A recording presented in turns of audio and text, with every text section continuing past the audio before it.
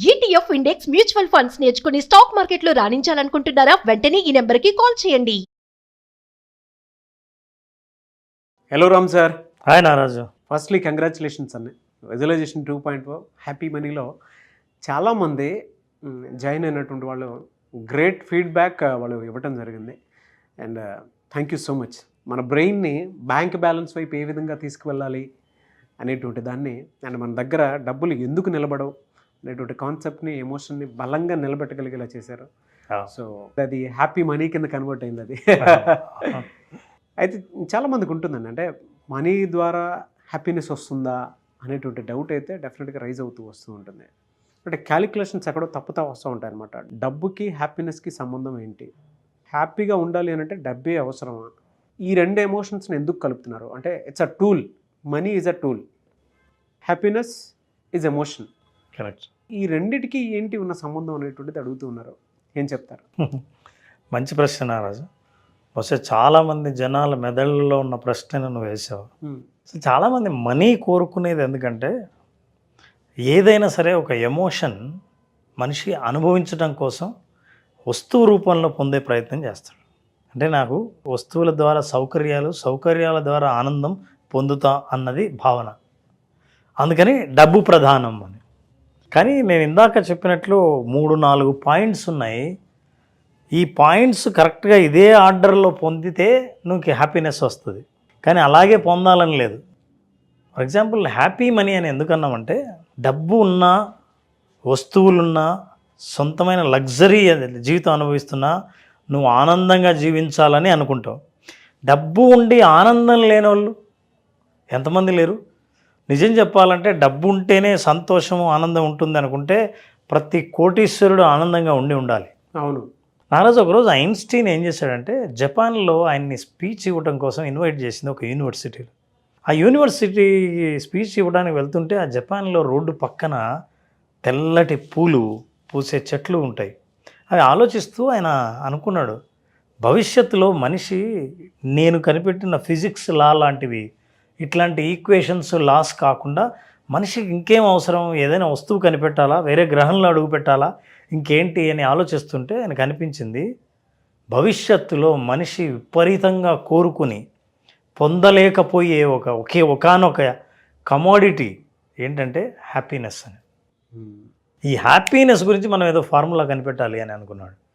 మనిషి సంతోషంగా ఎట్లా ఉంటాడో కనిపెట్టాలి. అందరూ నన్ను ఫిజిక్స్ ఫార్ములా కనిపెడతాడని అనుకుంటారు, కానీ హ్యాపీనెస్ గురించి అని అనుకోరు. కానీ ఆయన అలా ఆలోచిస్తూ హోటల్లోకి వెళ్ళాడు. మీకు తెలుసా, చాలామందికి తెలీదు, ఐన్స్టీన్ కనిపెట్టిన హ్యాపీనెస్ ఫార్ములా వర్త్ $1.5 మిలియన్. చాలా ఆశ్చర్యంగా ఉంటుంది, ఏంటి ఈయన ఫార్ములా వర్త్ 1.5 మిలియన్స్ ఏంటి అని. ఈయన ఏం చేశాడంటే హోటల్కి వెళ్ళాడు. హోటల్కి వెళ్ళి ఆలోచిస్తూనే ఉన్నాడు. ఈ లోపల హోటల్ బాయ్ లగేజ్ తీసుకొచ్చి లోపల పెట్టాడు. అతనికి ఏదైనా టిప్ ఇద్దామని అటు ఇటు చూస్తుంటే ఏమీ కనిపించలేదు. పర్సు ఆయన బ్యాగులో ఉండిపోయింది. పక్కనే ఉన్న ఒక ప్యాడ్ ఉంటే తీసుకుని ఆయన మాతృభాషలో, జర్మన్ భాషలో ఆయన ఫార్ములాని రాశాడు. హ్యాపీనెస్ ఫార్ములా ఇదే అయి ఉంటుందని. ఇంత గొప్ప ఆలోచన వచ్చింది, ఇంతకంటే నీకు మంచి గిఫ్ట్ ఉండదు, ఇదిగో పేపర్ తీసుకొని ఇచ్చాడు. ఆ జపాన్లో ఆఫీస్ బాయ్ 100 ఏళ్ల కిందట ఏమీ తెలుసు, అందులో జర్మన్ అస్సలు రాదు. సరే ఈయన ఏదో చాలా పెద్ద ఆయన సైంటిస్ట్ అంటున్నారని ఆయన పేపర్ తీసుకుని జేబులో పెట్టుకుని ఇంటికి వెళ్ళిపోయాడు. 90 ఏళ్ల తర్వాత ఆ ఆఫీస్ బాయ్ ఎవరైతే బెల్ బాయ్ ఉన్నాడో వాళ్ళ బంధువులకి ఇది ఐన్స్టీన్ రాసిన పేపరు అని, ఆయన ఎంత పాపులరో అప్పటికి తెలుసు కాబట్టి 90 ఏళ్ల తర్వాత ఈ పేపర్ని వేలం వేస్తే హ్యాపీనెస్ గురించి ఆయన రాసిన ఫార్ములాను ఒక మహాధనవంతుడు, ధనం ఉంటేనే సంతోషం ఉంటుంది అని అనుకునే వ్యక్తి, కాదు ఈయన ఫార్ములా కరెక్ట్ అని అనుకుని ఆయన సంపాదించిన ధనం అంతా $1.5 మిలియన్ ఇచ్చి ఆయన ఒరిజినల్ పేపర్ ఆయన రాసింది కొన్నాడు వేలంపాట్లో. హ్యాపీనెస్ ఫార్ములా ఆయన ఏం చెప్తాడంటే, ఒక మోడెస్ట్ లైఫ్, సాధారణ జీవితం, వస్తు సంపద వెనక పడకుండా జీవించే జీవితంలో సంతోషాన్ని కనిపెట్టడం సులభం.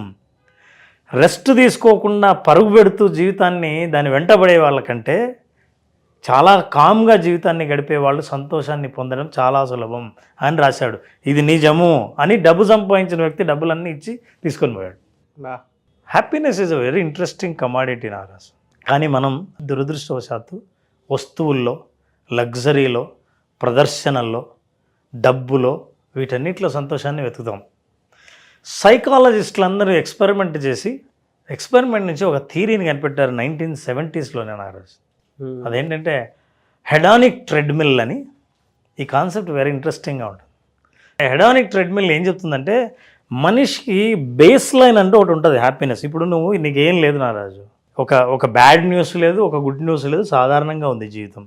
ఇప్పుడు నీకున్న హ్యాపీనెస్ ఏదైతే ఉందో అది బేస్ లైన్. ఈ బేస్ లైన్ నుంచి సడన్గా నీకు 1 crore లాటరీ వచ్చింది అనుకుందాం. హ్యాపీనెస్ ఎక్కడ పోతుంది? సర్రమని లేస్తుంది కదా, స్పైక్. 1 కోటి రూపాయలు.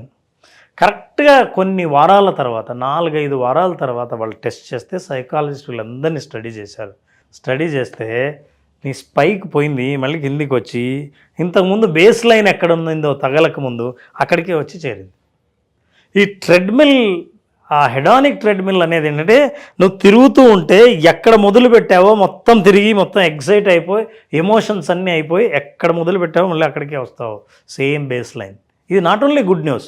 సడన్గా యాక్సిడెంట్ అయింది, కాలు విరిగింది, జీవితంలో మనుషులు నష్టపోయారు, సర్రమని కిందికి వెళ్తుంది స్పైక్. కానీ మనిషి మళ్ళీ పైకి వచ్చి ఆ బేస్ లైన్ దగ్గర అవుతాడు.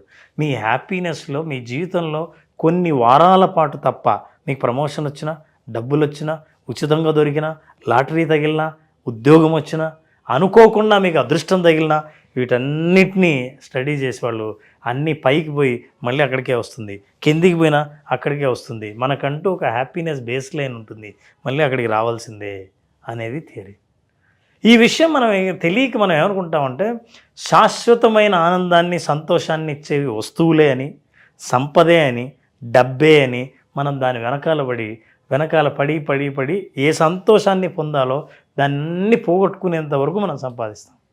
సో ఇట్లాంటి సంపదలు చాలా ఉన్నాయి మనం పొందాల్సినవి. ఆరోగ్యం సంపదే. ఇలాంటి మనం సంపదల గురించి మాట్లాడే ముందు ఈ సంతోషం గురించి మాట్లాడుతున్నాం కాబట్టి ఈ సంతోషాన్ని స్టాండర్డైజ్ చేయాలంటే ఏం చేయాలి? అప్పుడు చాలామంది స్టడీ చేసిన తర్వాత ఫిలాసఫీ కానీ, కెమిస్ట్రీ కానీ అండ్ సైన్స్ కానీ హ్యాపీనెస్ గురించి ఏం చెప్తుందంటే మనిషి సంతోషంగా ఉండేది చుట్టుపక్కల పరిస్థితుల వల్ల కాదు, ఎక్స్ట్రిన్సిక్ మోటివేషన్ వల్ల కాదు, ఇంట్రిన్సిక్ మోటివేషన్ అంటారు. For certain set of attitudes will make people happy but not certain set of things around him. అతని చుట్టూ ఉన్న పరిస్థితుల్లో, వస్తువుల వల్లే అతను సంతోషంగా ఉండడు, కానీ అంతర్గతంగా అతని లోపలున్న కొన్ని వైఖరుల వల్ల సంతోషంగా ఉండగలడు తప్ప అతని ఎక్స్టర్నల్ వల్ల కాదు అని తేల్చేశారు. ఇప్పుడు మన హ్యాపీ మనీ అటెండ్ అయ్యే వాళ్ళకి హ్యాపీనెస్ని ఎట్లా సృష్టించాలి, అనంతమైన సంతోషాన్ని శాశ్వతంగా చాలా కాలం పాటు మన జీవితంలో ఎలా ఉంచుకోవాలి, ఎలా డెవలప్ చేయాలి అన్న విషయాలు తెలుసుకోవాలనుకుంటే మన హ్యాపీ మనీ జాయిన్ అయిన వాళ్ళకి అందులోని రహస్యం, అందులోని వాస్తవం, మనీకి హ్యాపీనెస్కి ఉన్న సంబంధం, ఆ విషయంలో మనం మాట్లాడతాం. Right sir, thank you so much Ram గారు. Thank you Naraj. మన బ్రెయిన్ బ్యాంక్ బ్యాలెన్స్ వైపు ఎలా తీసుకెళ్ళాలి, ద సేమ్ టైం మన దగ్గర డబ్బులు నిలబడాలి అని అంటే మన మైండ్ సెట్ని ఎలా తీసుకోవాలి అనేటువంటి concept visualization 2.0 happy money. So ఈ కాన్సెప్ట్ క్లాస్ మళ్ళీ ఎప్పుడు ఉండే అవకాశం ఉంటుంది? నారాజ్, July 3rd క్లాస్ స్టార్ట్ చేస్తున్నాం. ఈ 5 days సెషన్లో మనీకి హ్యాపీనెస్కున్న సంబంధం, అసలు మనీకి మనకున్న సంబంధం, మనకున్న భావోద్వేగాలు మనీ పట్ల ఏంటి, అసలు ఈ భావోద్వేగాలకి మన దగ్గర మనీ ఉండడానికి లేకపోవడానికి సంబంధం ఏంటి విషయాలు తెలుసుకోవాలన్నా, అసలు జీవితంలో మనీ ఉండాలనుకోవడానికి కూడా కారణం ఏంటంటే సంతోషంగా ఉండాలనుకోవడం. నిజంగా సంతోషం ఉంటామా అన్న వాస్తవాలు, రీసెర్చ్ విషయాలు సైంటిఫిక్గా, సైకలాజికల్గా తెలుసుకోవాలనుకుంటే ఈ 5 days సెషన్ అటెండ్ అయిన వాళ్ళకి సంపూర్ణమైన డీటెయిల్స్ అందుతాయి. They will enjoy completely the programme. అనుకున్న దానికంటే ఎక్కువ పొందామన్నది వాళ్ళ భావాలే. వాళ్ళ భావాలు వింటే కూడా మనకు తెలుస్తుంది. Thank you sir.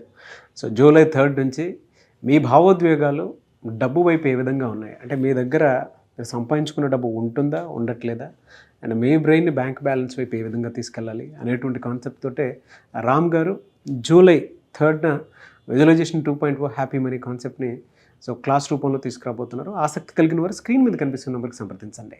Thank you so much Ram గారు. థ్యాంక్ యూ నాన్న, thank you so much. Suman టీవీలో మీ పర్సనల్ అండ్ బిజినెస్ ప్రమోషన్స్ కోసం కింది నెంబర్కి కాంటాక్ట్ చేయండి.